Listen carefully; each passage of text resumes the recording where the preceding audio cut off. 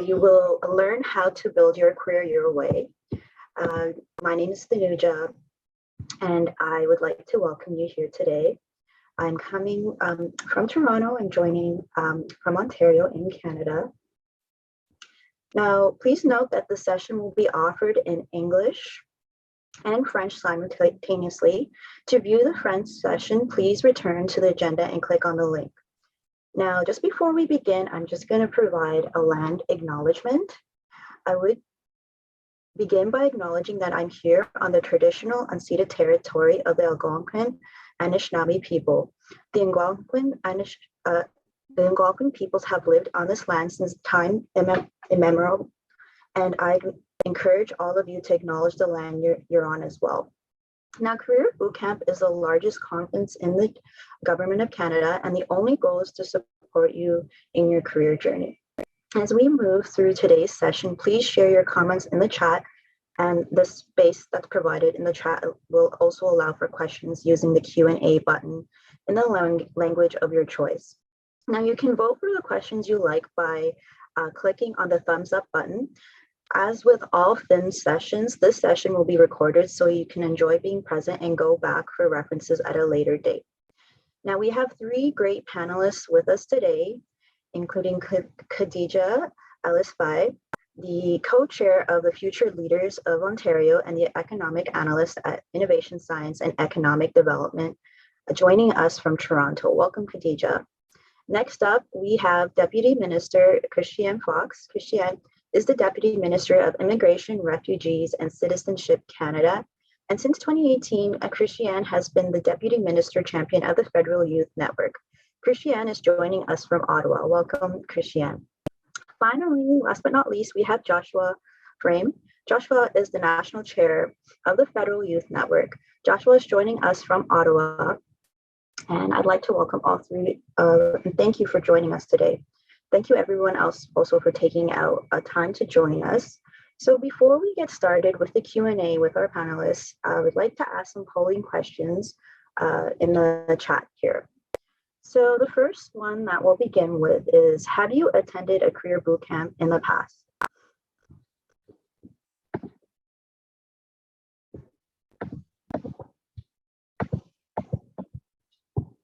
So just give a few moments for people to answer that in the Q&A chat.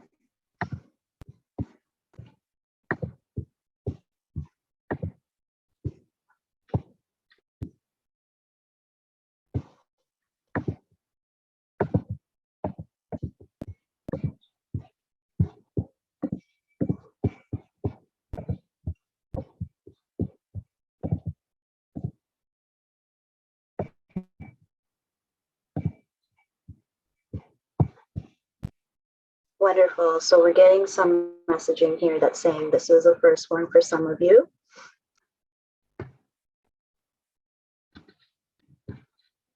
Some of you may be experiencing some connection issues, so please note to turn off your VPN stronger can help. A majority of you have said yes to attending a career bootcamp. In the past, and some of you have, so 15% of you. Let's move on then to the next question here. So the next question is, who told you about this conference? So for this conference, a lot of you have heard about it through your manager, some of you have heard it through your colleagues, and some of you have heard it through departmental email as well as social media and a newsletter. So it's nice to hear this being communicated in your workplaces.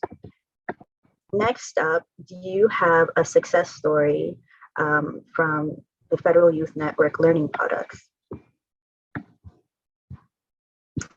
So some of you have said yes, the majority of you have said no. So we hope that Career Bootcamp will share about the Future Youth Network's learning products, and you can get more awareness on it, especially today in our welcome meeting during our chat. So we're going to move on now to the panelists, and we're going to begin with our Q&A. So let's begin now with our first question. So this one is for Christiane Fox. Can you please clear up the youth part of the Federal Youth Network title? Bonjour tout le monde. Hi, everyone. And thank you so much for having me today.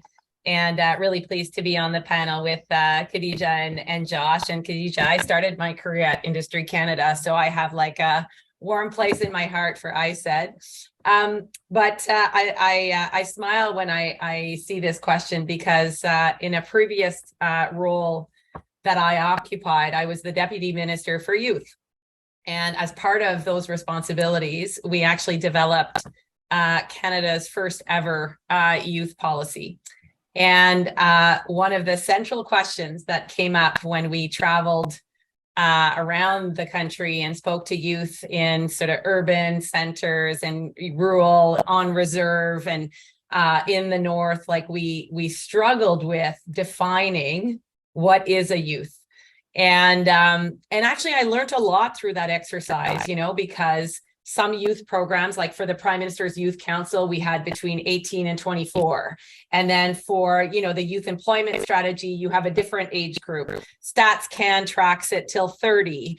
But I think what was most important is the conversation I had with some youth who said to me, if you define it so strictly, the risk that you have is, you know, I remember talking to a young woman who had accessibility issues, and as such, her education was prolonged. And, you know, and that the cutoff of some of the programming as a youth was really difficult for her as she navigated sort of the realities that she faced. And I guess where I sort of landed at the end of the day is we shouldn't actually define it. And I think that's how we have managed it within the public service in the context of the Federal Youth Network, because it's about, for sure, it's about young public servants, but it's also about new public servants who have joined, who have experience doing different things. And this is an opportunity for them to be part of the Federal Youth Network and contribute and learn and participate. And so I think the flexibility has been built in that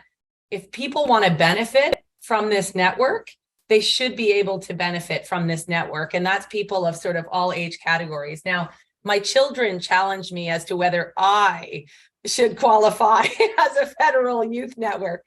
But I guess, you know, I think my main message is it's about participation. It's about being part of a group that does amazing things. And I see it within the Federal Youth Network core team and beyond.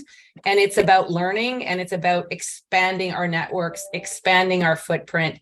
And I think most importantly, it's about getting out of the day-to-day of what we do and learning about public service and learning about what our colleagues do so that that can enrich not only our experiences, but what we bring to others. And so that's how I have defined the youth in Federal Youth Network. So thank you so much for the question. Merci énormément. Puis encore une fois, un grand plaisir, a real pleasure to be here from the unceded territory of the Algonquin people in my office in Ottawa. Thank you. Thank you so much, Christiane. And it really paints the picture of what our network's about: engagement, participation, inclusivity, and diversity. You know, we welcome all walks into this network. So we'll move on then to the next question. And this one is for Joshua. Why does the Federal Youth Network host Career Bootcamp annually? Yeah, absolutely. So first off, welcome to everyone to the first session of Career Bootcamp, and very happy to be here and joining you from unceded ancestral territory of the Algonquin Anishinaabe people. But really, Career Bootcamp, with only one exception, which was in 2020, when we were about to do an in-person Career Bootcamp. Career Bootcamp has otherwise happened annually for, I think we're in the 13th year. Really, the reason for that is because the landscape changes, and we want to engage young and new public servants all the time, but throughout the year, but really to make sure that they have a big conference that they can attend focused on their career development each and every year. And the sessions change, the topics change, the format will change, and the speakers will change. This year we challenged ourselves to have all new speakers and panelists who had never spoken at Career Bootcamp before. And that, opened up new avenues to really, discover new talent from across Canada. But really the topics, from last year are not necessarily going to be the topics that we address this year or next year. Really Career Bootcamp is meant to be kind of an adaptable and agile event. So this year you'll see sessions that are 60 minutes and 30 minutes to really, focus on the time that you have available and how you can make the most of that time to attend Career Bootcamp. We've moved to have everything online by the end of the day. So if you miss a session, you can watch the YouTube video around 8 or 9 p.m. basically once we finish uploading and editing those videos. So it's really meant to be, what you want to make of it. Attend the sessions that you want to see. Connect with the speakers that really, speak to your experience or that you want to know more from, just make the most of the opportunity. And we'll continue to offer this every year until it's not of value. And I think that might be, a long, long time from now. So so thank you everyone for being here.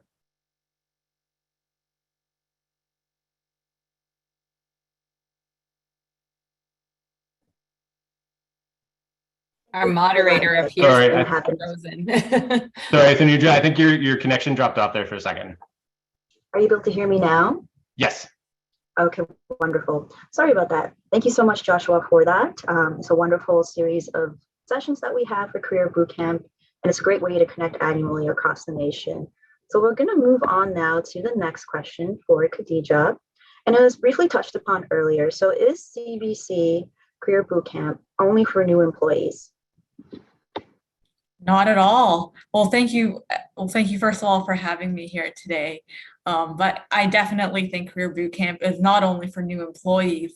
And just as Christiane mentioned, the difficulties of defining a youth, I think it's the same way with a new employee. Like, are you new if you just started in your career? Are you new if you moved from a department to another, if you went from an agency to a line department? So I think, you're always new at some point. You're always learning. You're continuously learning. And our environments are continuously changing. So one of the topics that is going to be discussed is staffing through social media. And that wasn't really a thing probably a few years ago, but now it's such a big thing. So I definitely think anyone and everyone can benefit from Career Bootcamp, whether it's, to stay up to date on all the trends, get tips to help out one of your colleagues or one of your staff. There's lots of value in all this programming, lots of diversity in the speakers, and lots to learn from. Wonderful, Khadija. Thank you for painting the picture again. And it's really about participation, inclusivity, and making it open for participants in our network. All right, so we're going to move on now to questions that are appearing in our Q&A. So we'll continue with that. So make sure to also just be aware to use the Q&A function, and please remember that you can vote for the questions you like by using the thumbs up. So we'll be going over this by a ranking of the most popular question that's listed. Now, one question that seems to have come up in the chat is, it's hard to connect with others online. What would be your advice to make the most of these sessions? Sure, maybe I'll jump in on that one. So I guess first off, we have daily networking sessions. So at the end of the day, every day of Career Bootcamp, we host networking sessions using the WonderMe platform. So those are, each of those sessions are themed around a particular sort of focus. So this evening's or this afternoon session, depending on where you are, is focused on regional engagement. So engaging with the regional networks of the Federal Youth Network and regional employees. That can be one way to sort of use Career Bootcamp to engage wherever you are in Canada. We are getting to a place where there's more possibilities of in-person events, and we'll get into that a little bit later. But that's one way to sort of engage. I would say in the chat we'll be sharing connections for people's social media handles, their LinkedIn profiles. So as you listen to a speaker, as you hear the brilliance of Khadija, connect with Khadija on LinkedIn. Build out your network. Starting with the 100+ people who are speaking and moderating at Career Bootcamp. And feel free to connect with them. I get random requests on LinkedIn all the time saying, oh, hey, I saw you speak at this event, or I saw that you are working on stuff that seems really cool. Can we connect for a half-hour chat? I always do my best to connect with those people and schedule 30 minutes to kind of check in, see where they're at, and see if I can help. So I think leaders from across the GC want to support employees, and that's one way to connect with them is add them on LinkedIn, make that connection, and just reach out and say, hey, you do cool stuff. I was wondering if I could chat with you for 30 minutes. Wonderful, Joshua. And while I still have you, actually, what about those who cannot get time approved to attend this conference, since it happens annually? Yes, absolutely. So all of our resources, so recordings of the sessions, anything that's presented in terms of like a workshop or presentation, that is all stored and shared publicly on our GC Wiki site. So for Career Bootcamp 2023, we'll be populating those resources as the sessions go along, and populating the recording links basically at the end of each day, so that if you missed a session and you want to check it out, you can check it out that same day, later that day, or later in the week, if you like. And I think overall, as a network, we do our best to kind of give live events and then asynchronous learning. So recordings of events, infographics, presentations, all that stuff is shared openly. And then also we have a podcast series called Fin Unscripted, because we know there are lots of folks who can't take 60 minutes out of their day to join in on a webcast and be fully attentive to that webcast. But you might be, processing files and able to, listen to a podcast as you're doing that. So we do our best to kind of give you the resources that can help you in your career, and to give you a variety of ways that you can engage with that programming. So whether it's live, whether it's after the fact, and then we're moving towards a hybrid model of in-person events and online events. So that's just started up in November. Khadija was our moderator for our Toronto Learning Day, and we're launching Learning Days across Canada over the next sort of month and a half, so in February and March, and then resuming those in Q1 and Q2 of next year as well. Thank you so much, Joshua. Especially with the start of the year, it's good for participants in the network to know what's coming up and what's out there for the rest of the year, both in person, hybrid, and online. All right, so we'll move on then to the next question. This one's to Khadija and Josh as well, if you'd like to follow up. I'm a manager. Is the content relevant to me? 100%. So if you're in a management role, then you probably have new employees. You probably have young employees at the very least, and other employees, some who and you definitely want to offer career support, have career conversations with them, and you want to be up to date on everything that is going on. So I think Career Bootcamp is, in its virtual format, is perfect for managers, because it's a half hour. You watch it and you learn lots from it, and you can easily bring it back to your team. Wonderful, Khadija. I really appreciate that. And it kind of ties in with the very first question of, what defines a youth? This is an inclusive network, and everyone is welcome to work together, right? So moving on then, I'm going to turn this now to Josh as well as Christiane. How do you choose speakers for the Career Bootcamp?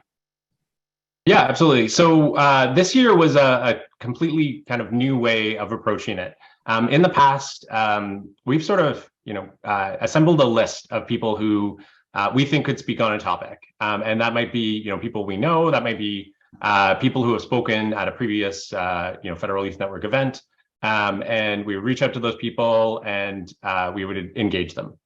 This year, we wanted a completely new group of people, because we don't want kind of the same people sharing the same points year after year. But we also know that the opportunity to speak at a conference can be kind of a promotional opportunity for you to be exposed to an audience of 800 people online right now. The goal was really to have no speakers who had spoken before, other than people who are on our organizing team or on our Federal Youth Network team. So what we did was look for new speakers. So on LinkedIn, through all of our networks, And then part of the process was also to reach out to our previous speakers, people who had spoken for us before, like Amanda Bernardo or Abe Greenspoon or other, folks who had been, sort of partners of ours. And we said, can you give us a name of somebody who you would recommend as a speaker for Career Bootcamp? And can you tell us a little bit more about them? And so we had dozens of responses from folks across the GC saying, yes, actually, there's a new person who just started on my team. They're amazing. They have a great, background in this. They would be a great speaker on this topic. So that was really a way to go beyond, the folks who, folks have seen 3, 4, 5, 10 times, and reach a new generation of public servants and really, get different thoughts, especially as we move to, a new model in the public service and folks, working for headquarters functions from Nunavut, from the Northwest Territories, from Vancouver, from wherever. We sometimes don't, know who those people are. And we don't know the talent that we have in the GC, but this allowed us to kind of be able to tap into that across Canada.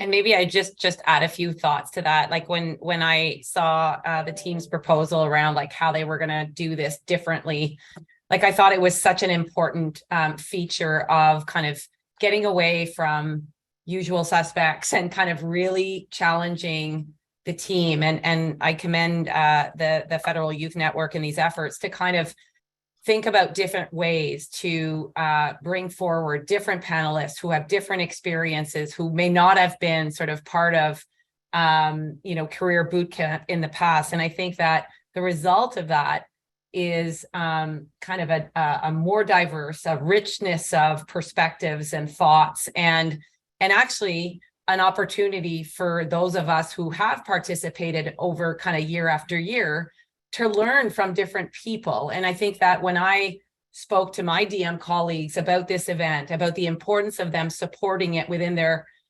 organizations, part of that was actually saying, we're doing it differently and we're going to get a diverse group of voices.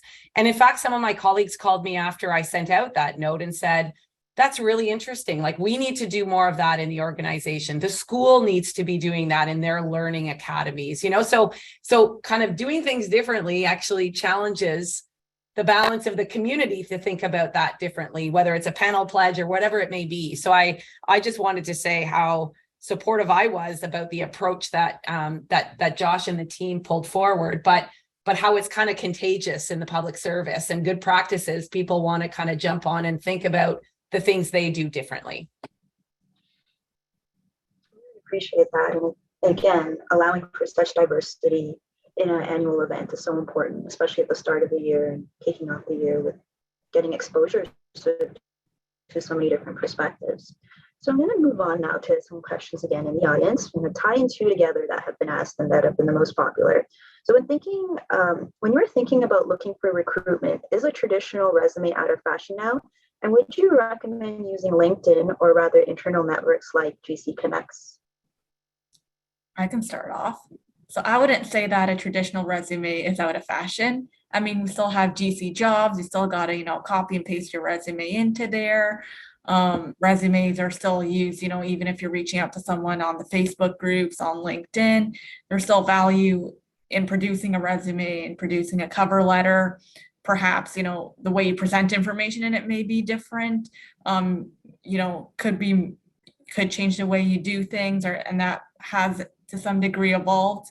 But it's definitely not out of fashion. In terms of different platforms to reach people on, I think to some degree it depends on who you're trying to reach.